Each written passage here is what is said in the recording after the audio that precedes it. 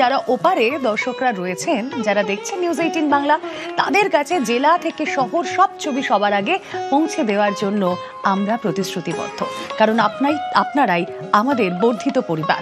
হ্যাঁ জানি বৃষ্টি হচ্ছে মাঝে মাঝে, তাই মনটা একটু খারাপ, কিন্তু তাতে কি? বছরের এই কটা দিনের জন্যই তো আমরা সবাই অপেক্ষায় থাকি, তাই না? বৃষ্টির ভ্রুকুটির মধ্যেই রাজ্য জুড়ে উৎসবের মেজাজ। আসুন একবার পানিহাটির ছবিটা দেখাই। নবোদয় সংঘ এবার ৭৫ বছরে পা দিল এই পুজো। তাদের এবারের পুজোর ভাবনা কি জানেন? দর্পণে সমর্পণ। কাচের নানা জিনিস দিয়ে সাজানো হয়েছে এই মণ্ডপ। ৭৫ বছরের এবার পুজো পানিহাটি নবোদয় সংঘে। সরাসরি চলে যাই, সুবীর প্রতিনিধি রয়েছেন আমাদের সঙ্গে। সুবীর, তোমাকে শুরুতেই জানাই শারদ শুভেচ্ছা। পানিহাটির নবোদয় সংঘ ৭৫ বছর, খুব স্পেশাল এবছর নিশ্চয়ই তাদের কাছে। থিমে কতটা বিশেষত্বের ছোঁয়া রয়েছে?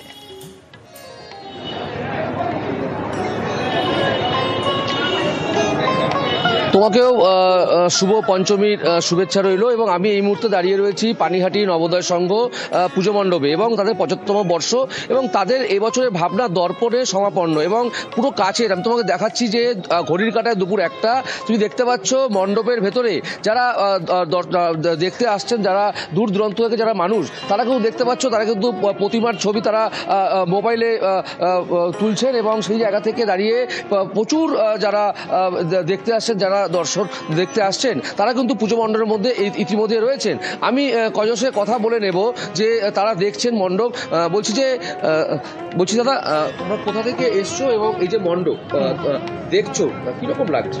খুব সুন্দর লাগছে। আমরা এখানকারই, আমি নিউ ব্যারাকপুর থেকে আসছি, আর আমার সব বন্ধুদের সাথে এসছি, সবাই অন্যান্য জায়গা থেকে এসছে। ভালো লাগছে, সুন্দর করেছে প্যান্ডেলটা। এটাই ফার্স্ট দেখা শুরু করলাম এবার থেকে এবারের পুজোতে।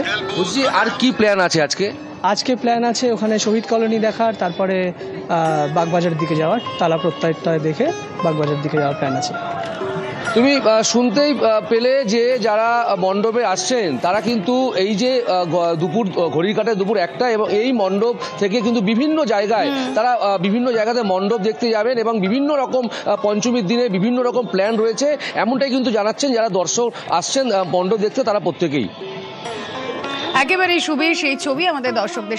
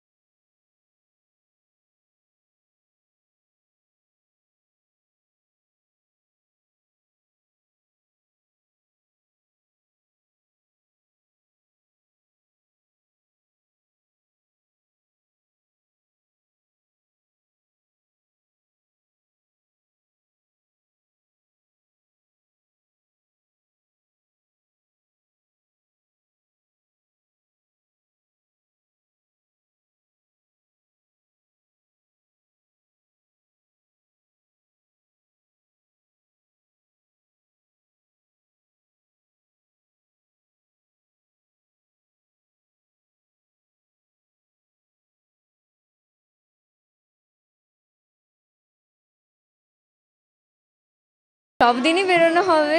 এবার বৃষ্টি যদি না হয় ভগবানের কৃপায়, আজকে খুবই সুন্দর দিন রয়েছে, এর জন্য পরিবারকে নিয়ে বেরিয়েছি আজকে। পরে কি প্ল্যান রয়েছে? বন্ধুদের সাথে বেরোনো আছে? হ্যাঁ, সপ্তমীতে বেরোনো আছে, সপ্তমী অষ্টমী বেরোনো আছে, তারপরে পরিবারের সাথেও বেরোনো আছে। কাল কলকাতা যাওয়ার ইচ্ছা রয়েছে। দেখো, একেবারে আমি আরেকজনের সাথে কথা বলার চেষ্টা করবো যে যারা সকাল থেকেই মণ্ডপে ঘুরে বেড়াচ্ছে, তাদের বক্তব্য শুনবো। দিদি, আমি ৭-৮টা দেখেছি, বাগদাদ থেকে এসেছি, দেখতে দেখতে এসেছি, তা আমার সবকটাই ভালো লেগেছে। আজকে তো পঞ্চমী, তারপরে তো এখন অনেক দিন বাকি রয়েছে। হ্যাঁ, এরপরে যাব আমাদের ওইখানে। আমি তো উত্তর ২৪ পরগনা জেলা থেকে এসেছি, তারপরে আমাদের ওইখানে ঠাকুরগুলো দেখবো। কোথায় একটু বৃষ্টিকে ভয় মনে হচ্ছে? মনে তো হচ্ছে না বৃষ্টিটা হবে কি না। আজকে তো খুব ভালোই ওয়েদারটা, ঝলমলে ওয়েদার রয়েছে। আকাশটাও দেখতে খুব সুন্দর লাগছে। একেবারেই সত্যিই তাই। আজ কিন্তু পঞ্চমের যে আকাশ আমরা দেখছি, হ্যাঁ মাঝে মাঝে কালো মেঘে আকাশ ঢাকলেও বৃষ্টি ছিটে ফোঁটা হচ্ছে, কিন্তু রোদ উজ্জ্বল। আর সেই রোদ যেভাবে সজ্জিমা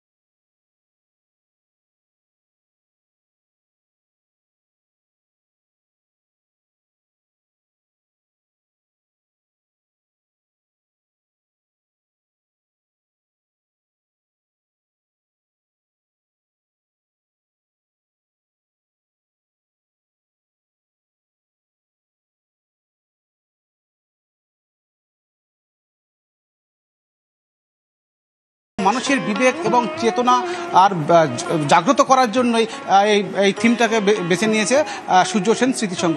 তবে আমি দেখাবো, তুমি যে প্রতিমা দেখতে পাচ্ছ যে দুর্গার রূপ নয়, কৃষ্ণের রং, কৃষ্ণের রং দেওয়া হচ্ছে। দেখো হাতে তোমার বাঁশি রয়েছে, যে কৃষ্ণের সঙ্গে যে গীতার যে সম্পর্ক রয়েছে, যে একটা যে পাওয়ার শক্তি, সেই রূপটাকেই কিন্তু এই সূর্য সেন স্মৃতিসংঘে তুলে ধরা হয়েছে। তো আমরা এখানে যারা সদস্যরা রয়েছে, তুমি দেখতে পাচ্ছ যে একদিকে যেমন নারী শক্তি আমরা দেখিয়েছি, আজকে দেখাচ্ছি পাওয়ার অফ দ্য গীতা।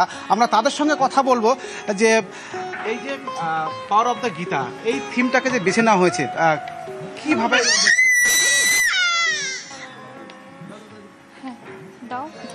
আমাদের বর্তমানে চারিদিকে যুদ্ধ পরিস্থিতিতে আত্মজাগরণের উদ্দেশ্যে আমাদের মূলত এই গীতাকে বেছে নেওয়া হয়েছে। আমাদের theme power of the Gita. তো গীতার মাধ্যমে আমরা মানুষের মধ্যে আত্মচেতনা, আত্মবোধ জাগ্রত করার জন্য গীতার থিমকে আমরা বেছে নিয়েছি।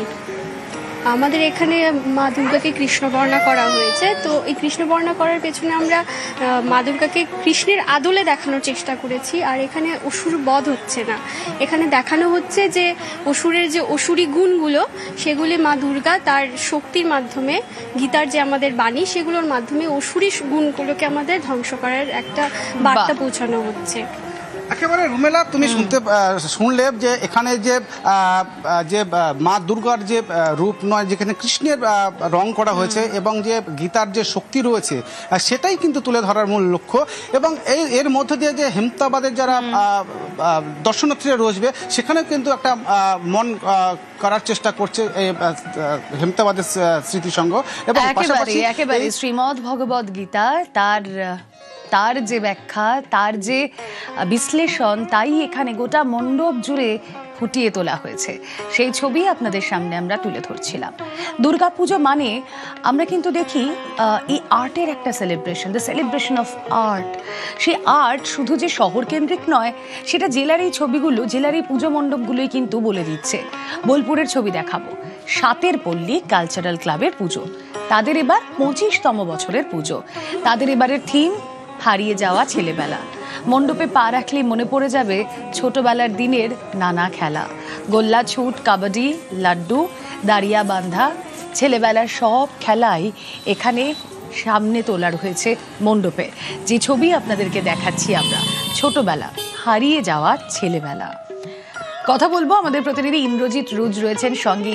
ইন্দ্রজিৎ, এই যে ছেলেবেলা ফুটিয়ে তোলা হয়েছে, হারিয়ে যাওয়া ছেলেবেলা, আরও একটু বলতে ইচ্ছা করছে যে হারিয়ে যাওয়া ছেলেবেলার সঙ্গে পুজোর একটা খুব বড় অনুষঙ্গ হচ্ছে ক্যাপ বন্দুক ফাটানো। এরম কোনো অনুষঙ্গ কি মণ্ডপে ফুটিয়ে তোলা হয়েছে? না, আমরা লাইভ সেটা দেখতে পাচ্ছি, সন্ধে নামলেই মণ্ডপে বাচ্চারা ক্যাপ বন্দুক হাতে নিয়ে ছুটে বেড়াচ্ছে।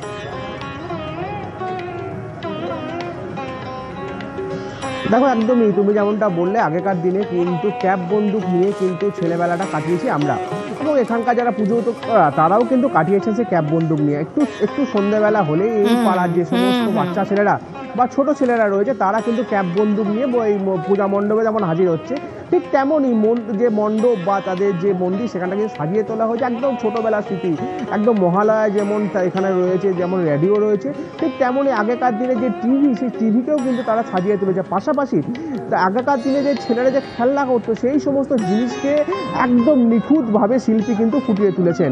পাশাপাশি যেটা বলে রাখবো, শুধুমাত্র যে মণ্ডপেই তাদের কারিগরি রয়েছে সেটা না, একদম প্রতিমাতেও কিন্তু তাদের কারিগরি রয়েছে। এবং প্রতিমা এখানে কিন্তু মা দুর্গা দশভুজা নয়, এখানে কিন্তু মা দুর্গা দু হাতের মাথায় করে ধানের বোঝা নিয়ে যাচ্ছেন এবং তার সঙ্গে তার 4 ছেলে মেয়ে কিন্তু সঙ্গে যাচ্ছে, এমনটাই কিন্তু ছবি দেখা যাচ্ছে। আর সকাল থেকেই বেশ কিছু মানুষ, বোলপুর শহরে বেশ কিছু মানুষ এই ক্লাবে কিন্তু তারা এসে হাজির হয়েছে, তারা মণ্ডপ দর্শন করছে। তেমনই তারা এই কালচারাল ক্লাব অর্থাৎ সাতেরপল্লী যে কালচারাল ক্লাব সেখানে এসে তারা কিন্তু মণ্ডপ দর্শন করেছেন এবং খুব ভালো লাগছে, এমনটাই কিন্তু তারাও জানাচ্ছে। রুমেলা, বেশ।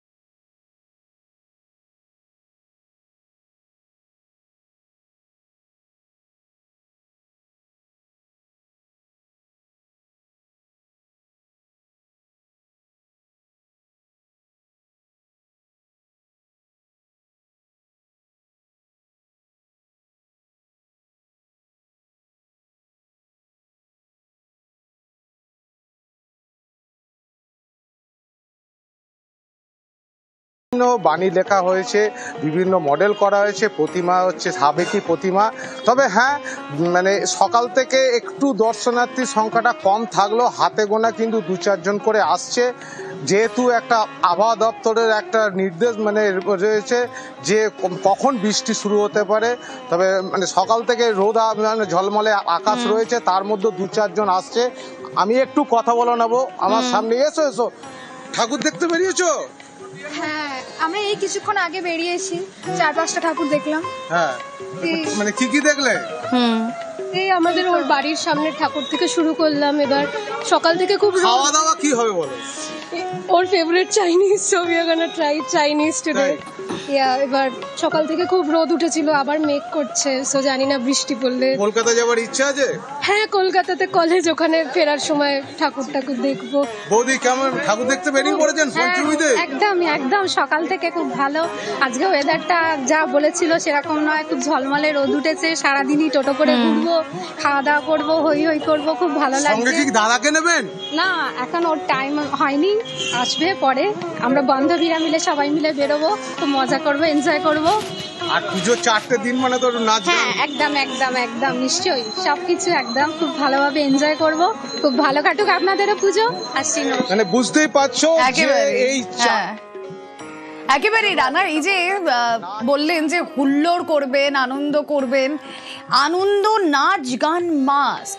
এবং এই সময়, এই পুজোর সময় চোখ বন্ধ করলেও মোহিত হওয়া যায়, মনের মধ্যে আনন্দ নিয়ে আসা যায়। যে যেখানেই থাকি না কেন, তা কিসের তালে বলুন তো? হ্যাঁ, ঠিক ধরেছেন, ঢাকের তালে। আর বৃষ্টি মাথায় কলকাতার পথে ঢাকিরা। ঘাটালে তো আকাশের মুখ ভার, তাতে কি? দেখুন তারা কলকাতায় আসছেন কিভাবে। বাসের ছাদে ঢাক বেঁধে শহরের পথে রওনা। ঘাটাল থেকে একে একে বাসে করে রওনা। কথা বলবো, সুকান্ত চক্রবর্তী প্রতিনিধি রয়েছেন সঙ্গে। সুকান্ত, ভারী বৃষ্টি, জলমগ্ন ঘাটাল, সেখানকার ঢাকিরা পুজোর এই কটা দিন শহরের দিকে আসেন, শহরমুখী হন তারা। এই কটা দিন তাদের কাছেও এক বিরাট প্রাপ্তি, সারা জীবন, সারা বছরের, আগামী একটা বছরের পুঁজি সঞ্চয় করে নিয়ে যাওয়া। কি বলছেন তারা? দেখো রুমেলা, রুজি রুটির টানে কিন্তু প্রতি বছর এই যে আগমনী অর্থাৎ শারদীয়া পুজো, সেই পুজোর জন্য তাকিয়ে থাকেন গ্রামের ঢাকিরা। কারণ তারা কিন্তু দল বেঁধে শহরের দিকে যায়। যে ছবি দেখা গেল, ঘাটালে সারি সারি বাসে ছাদের একদম সারি দিয়ে ঢাক সাজিয়ে তারা কিন্তু শহর অর্থাৎ কলকাতার পথে কিন্তু রওনা দিয়েছেন। তারা প্রতি বছর এইভাবেই যান, তারা ভালো বরাত পান শহরে, তাই কিন্তু এই প্রতিবার ঢাক নিয়ে কলকাতার উদ্দেশ্যে অর্থাৎ বিভিন্ন শহরের উদ্দেশ্যে তারা রওনা দেন। এবারেও কিন্তু সেই ছবি দেখা গেল ঘাটালে, যেখানে বাসের ছাদে কিন্তু সারি দিয়ে ঢাকিরা যাচ্ছেন।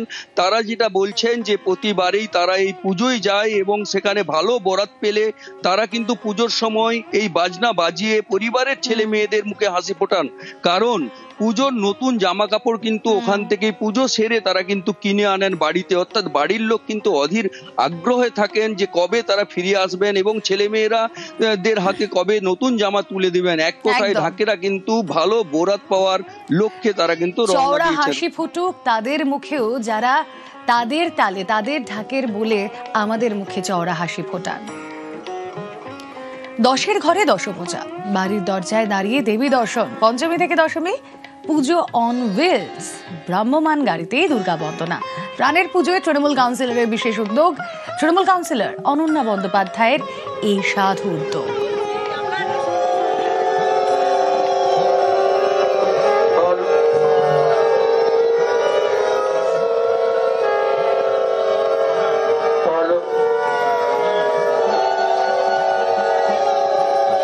সিনিয়র সিটিজেনরা তাদের বয়সের কারণে এরমও দেখেছি বাড়িতে ছেলেমেয়েরা নেই, বিদেশে থাকেন, অথবা সঙ্গে কেউ নিয়ে যাওয়ার নেই, অসুস্থও আছেন, এই কারণে ওদের না পুজোটা যাওয়া হয় না।